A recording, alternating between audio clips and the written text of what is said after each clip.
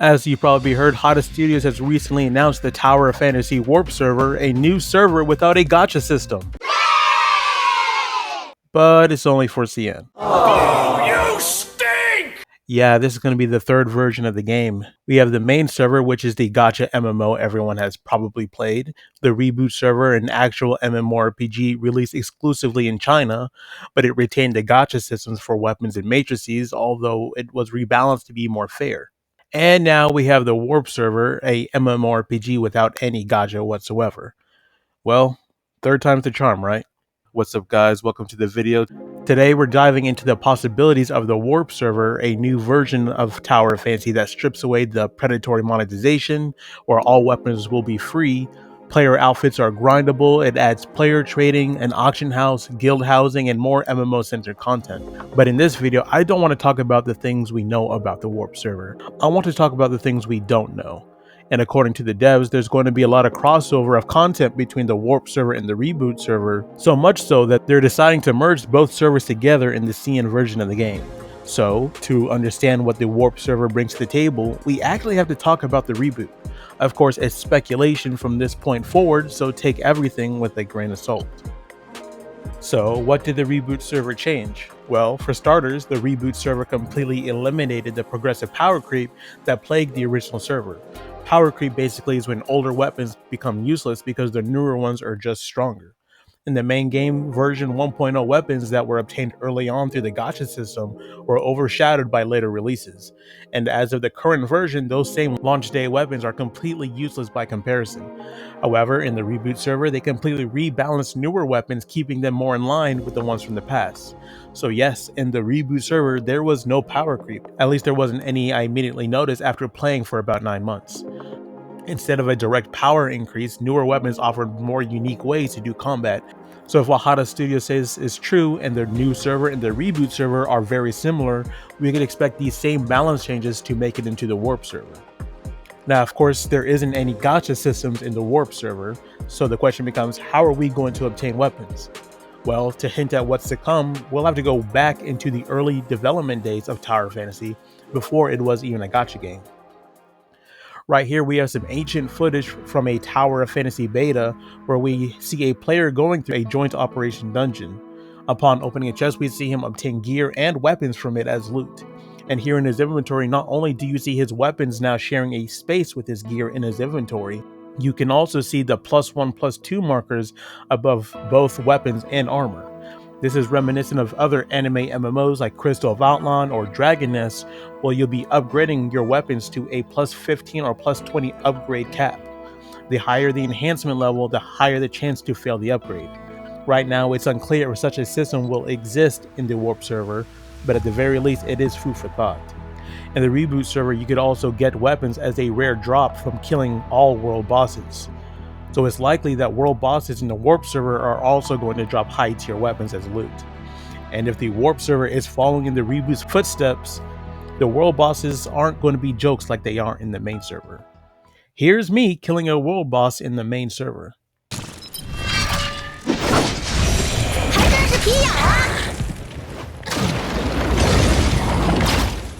And here's me trying the exact same thing in the Reboot.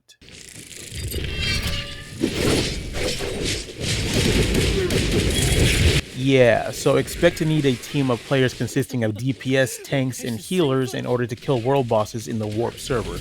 Maintaining a guild for this will be very important. Moving on, let's talk about gear and the supposed seasonal resets.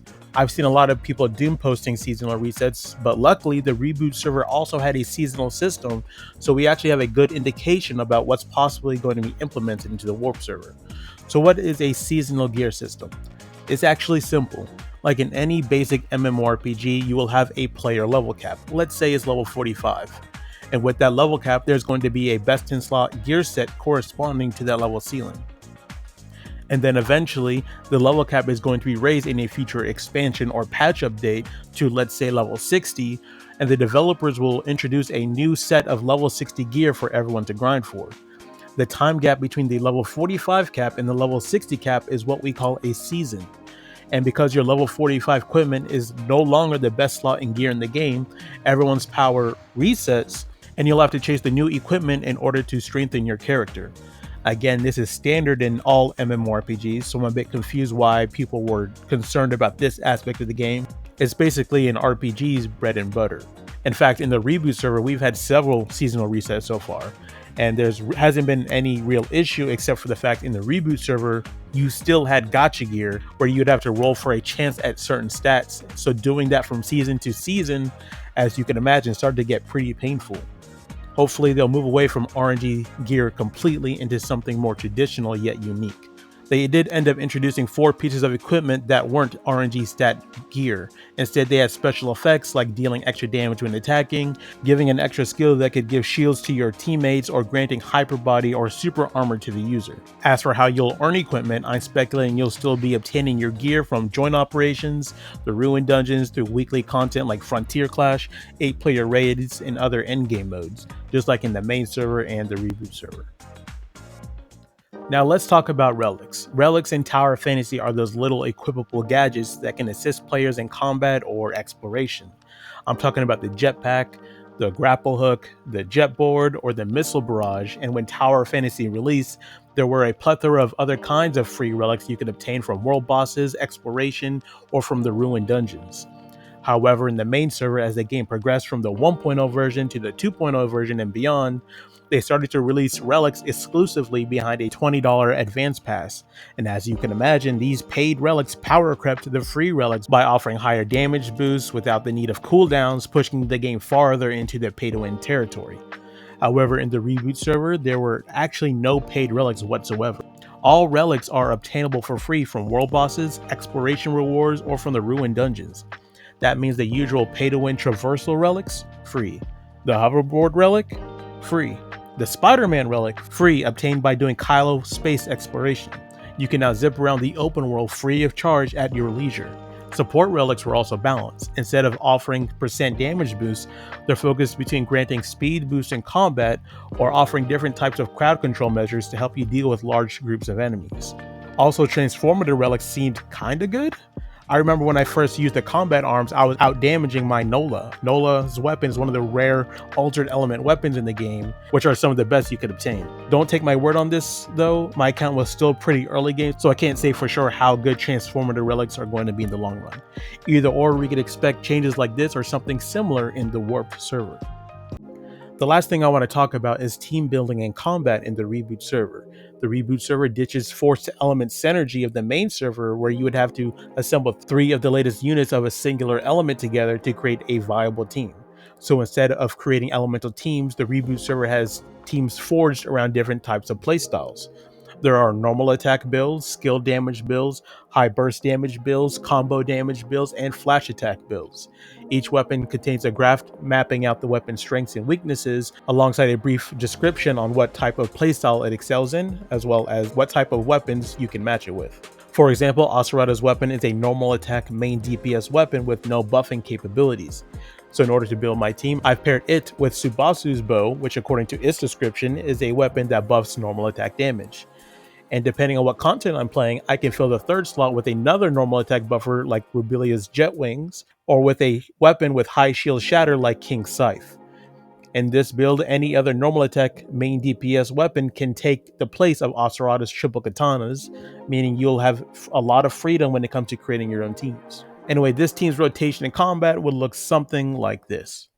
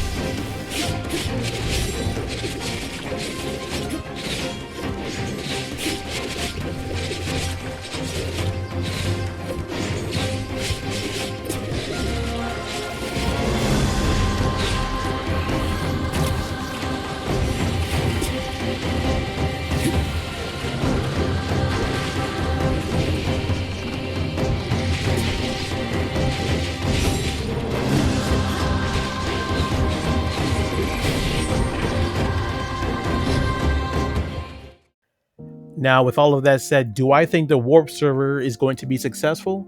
Well, maybe. I mean, if I had to rate each version of the game, the main server is a 6 out of 10, the Reboot server is an 8 out of 10. So here's to hoping the Warp server can continue that uptrend. But for me, the biggest concern is netcode, and Hada Studios isn't known for being able to produce servers that can hold a bunch of players in a singular area. After all, it doesn't matter how good a game is going to be, if the server can't hold the players, then it's a bad game. Honestly, I do think the Warp server is the best path forward, successful or not. Tower Fantasy as a gacha game just can't compete with the big three of HSR, Genshin Impact, and Zenless Zone Zero. Even with larger titles on the horizon like Arknight's Enfield, Neverness to Everness, and Azure Premilia, there just isn't any chance Tower Fantasy can have with that kind of competition.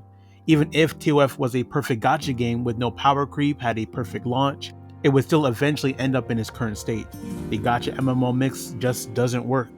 The MMORPG genre is already niche as it stands, and placing a gacha monetization on top of that pushes away too many potential players. Pitting Tower Fantasy in a competitive battle against Blue Protocol Star Resonance and Crystal of Outland is far more realistic. So I hope Hada Studios can refine their netcode and release a good anime-style MMO that everyone's been waiting for and create a resurgence for Tower Fantasy. So let me know what you guys think. Are you excited for the Warp server? If you played Tower Fantasy in the past, will you return to play a new launch for the game in the Warp server? Make sure to drop a comment below, leave a like, and subscribe if you enjoyed the video. And with that said, I will see you guys later, and peace out.